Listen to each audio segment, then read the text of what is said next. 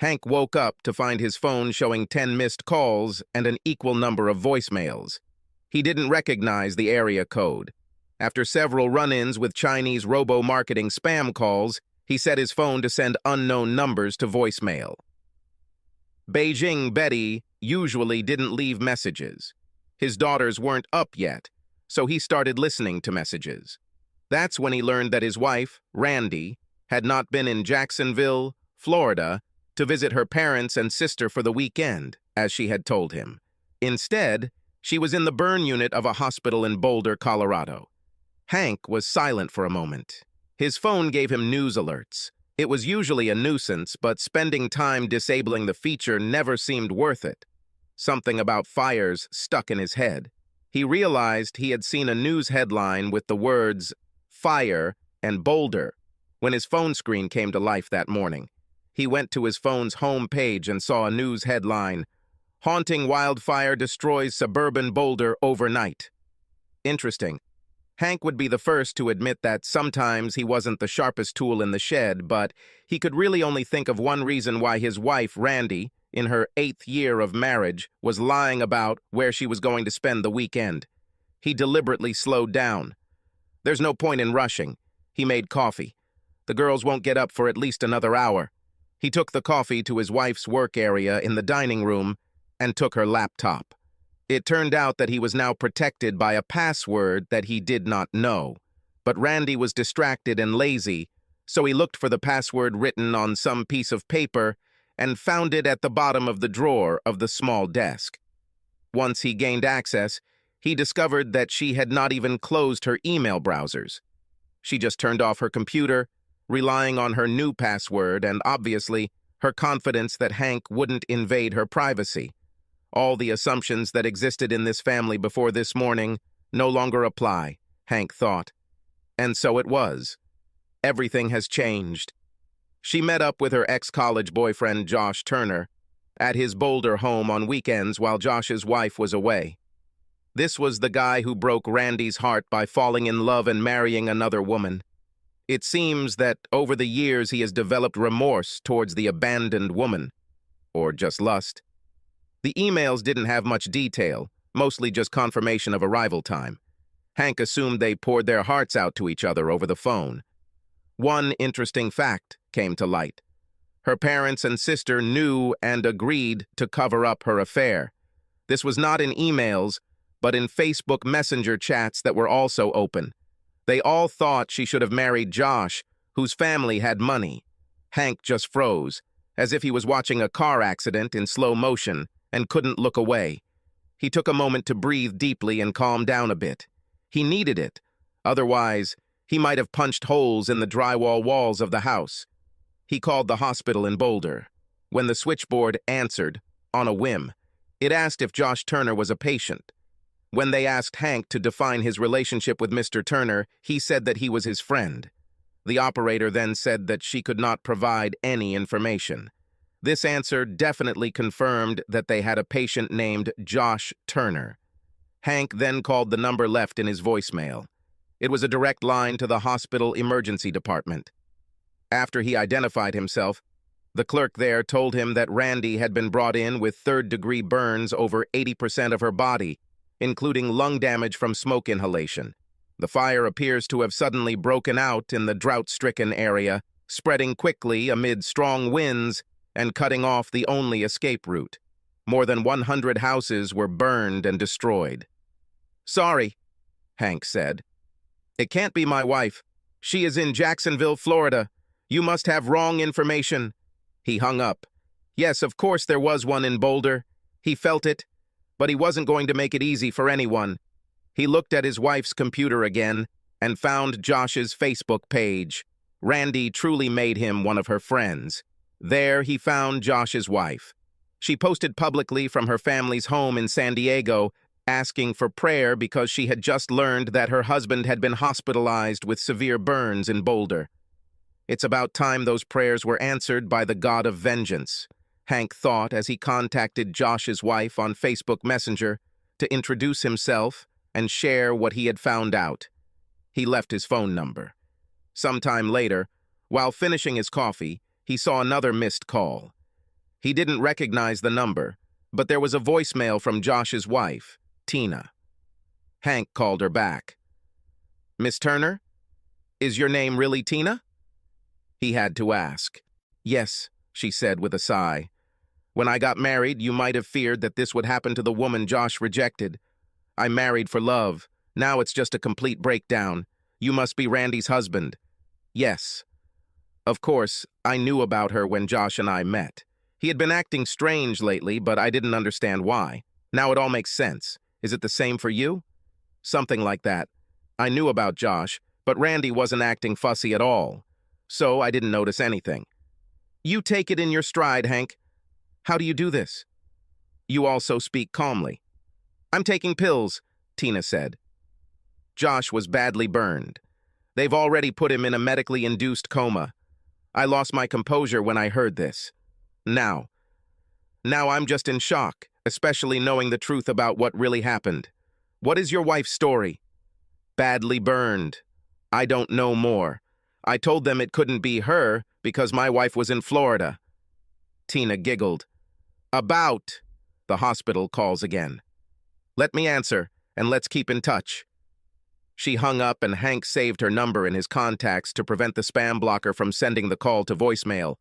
A new call came in, from Randy's father, Bob. Bob must have seen the news and become worried. Yes? Hank? Yes? There was a pause. Bob never liked Hank, and Hank disliked Bob in return, but they always maintained the appearance of polite communication. Now, Bob noticed, there was no sense of politeness. Hank, have you heard anything from Randy? Hank paused. This question must have cost Bob his blood, from a moral point of view. Why would I hear from her? She's upstairs in her old room, isn't she?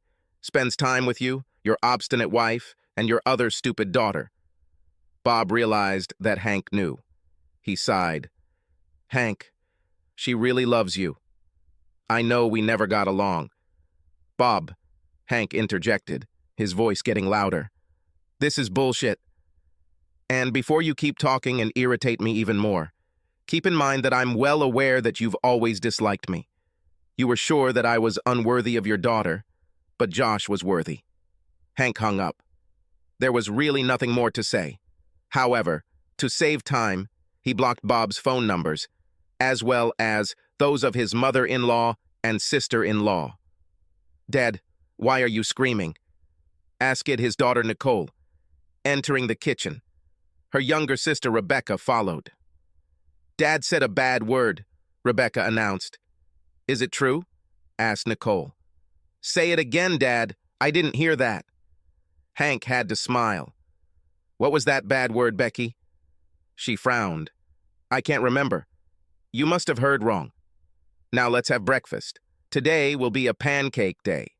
3 pancakes each and some orange juice. Then both girls watched cartoons. After all, it was Saturday morning. They loved Bubble Guppies. Hank hoped that these were cartoons, a path to something more substantial, like Pinky and the Brain or Phineas and Ferb. The phone rang again. It was Tina Turner. The pills don't work. What? The pills I told you about that, I take to calm down? Well, they don't work. Why do you say that, Miss Tina Turner? At the hospital they connected me to, where Josh is in intensive care. The nursey put me on speakerphone. She thought it might help Josh to hear my voice even though he was in a coma. And what? I lost my temper. I shouted that his girlfriend was also badly burned and would probably die, and that it was his fault, and that after you and I both collected our life insurance payouts, we would go on a cruise around the world and spend the entire time having sex, friend, with a friend to the point of stupor in order to pay. His heart almost stopped when he heard me. Even though he's in a coma? Yes. It's hard to say whether it was my screaming that caused this or whether it was just a coincidence. However, he pulled through. I'm sorry. She paused. It's a pity. Why are you sorry? Are you sorry that his heart almost stopped? Or are you sorry that he is still alive? All of Hank's instincts were towards cruelty, but he controlled himself. It's just a shame that it all turned out this way. Me too. After a pause, he asked, "Tell me about this cruise we're going on." Sorry, I don't know where this came from. And yet I'm interested. I bet that's true. She paused. Are you really interested, Hank? I saw on Facebook that you have a beautiful face, but I didn't particularly follow you on the internet. If I had to spend my time getting revenge by fucking someone, you'd be a pretty good choice. Why do you ask? I have a chance? I don't know, she answered slowly. I just spent the time since I realized he was cheating, wondering what was wrong with me. Seeing that you're interested makes me feel a little better. You don't look too bad yourself anyway. Hank snorted. Thank you. That's good to hear, even if my wife clearly preferred your husband. Maybe the problem is not us. For some reason, I think so too. Tina Turner paused again. Have you ever wondered why they did it? I guess it was because they thought they could have sex on the side and get away with it. It sounds so simple. Well, what else? Tina said decisively. Listen, we both have a lot to process, but let's keep in touch. We are the only two people who understand what the other is feeling right now. Fine. I need to buy Bermuda shorts from Amazon for a cruise, and swimming trunks. She giggled. At least you make me feel better. Maybe the pills worked. Get a cabin with a balcony. She giggled again. Bye. They hung up. Hank saw that he had another voicemail. It was the hospital again. He called back and connected with the nurse in Randy's room. She also turned on speakerphone. It must have been a different nurse than the one who cared for Josh, but they all seemed to be operating under the same set of industry medical guidelines. Mr. Henry Becker? Yes. I'm Nurse Yang. We're on speakerphone now. I am in the burn intensive care unit of a hospital. Your wife is here. She is badly burned and is in a medically induced coma. She's next to me. We hope the sound of your voice can help, even if she is unconscious. Hank thought that after today, the hospital would have to update its standard procedures for dealing with a patient's family. But he had to ask, why do you think so? I wasn't there when they brought her. One of my girlfriends was there. She said that your wife had a death grip on her hand and did not let go until they realized that she was demanding. Call your husband. So sorry. Your wife fought the team with all the strength she had and did not allow them to do anything until they assured her that they would convey the message. Okay. Too little, too late, Hank thought. What should I say? Tell her everything that's on your heart, the nurse said naively. Okay, Hank thought. The game begins. Listen, you pathetic liar, he shouted at his wife on the phone. I hope you spend eternity in hell with Josh, who also dies. Just so you know, I'm going to use all the life insurance money I get to seduce Josh's wife, and I will never forgive you. The line went dead. The nurse must not have been listening when he started, but she seemed to come to her senses. Hank realized that at this rate, he would not achieve his peace of mind goals. Someday he would probably feel some guilt for saying all that, but today was not that day. Dad, what does seduce mean? Becky asked, holding her teddy bear in her hands. My little ones. Oh, that means misleading someone. She considered this with a serious face. When will Mom return home? That's what really pissed him off, having to tell your daughters what's going on. He should have thought about it carefully, but he wasn't in the mood. As soon as she can, Becky. Becky returned to the living room. Hank watched as she plopped down in front of the TV. There was no way in hell he was going to take the girls to Colorado, to the hospital, to see their mother wrapped in bandages like a mummy, so they wouldn't have those memories. 30 minutes later, he had tickets for a week to Disneyland, a reservation at one of Mickey's hotels, and plane tickets. They left the next morning. Nicole will have to miss kindergarten for a bit, but so be it. As soon as he received the tickets, the hospital called back. It turned out that Randy had a heart attack and died. All efforts to save her were in vain. Hank asked when. This was right around the time he yelled at her. Maybe he would tell Tina to try yelling at Josh again. No, let her figure this out for herself. Hank ended up having to send Randy's health insurance information to the hospital to force them to give him death papers. He called the funeral home there and made arrangements for her cremation. With her burns, Hank thought he could get a discount, but they told him they were still going to charge him full price. He asked them to mail him the ashes after they returned from Disney. Once there, the girls were sad that their mom wasn't with them, but they refreshed themselves with plenty of sweets at the Bibbidi Bobbidi Boutique. Josh held out until Thursday. Tina wasn't yelling at him anymore, so maybe that helped him stick around. After his death, Tina returned to Colorado, living with friends because her house burned down. She acted like a noble widow for the sake of her children, she told Hank. She didn't tell them about Randy.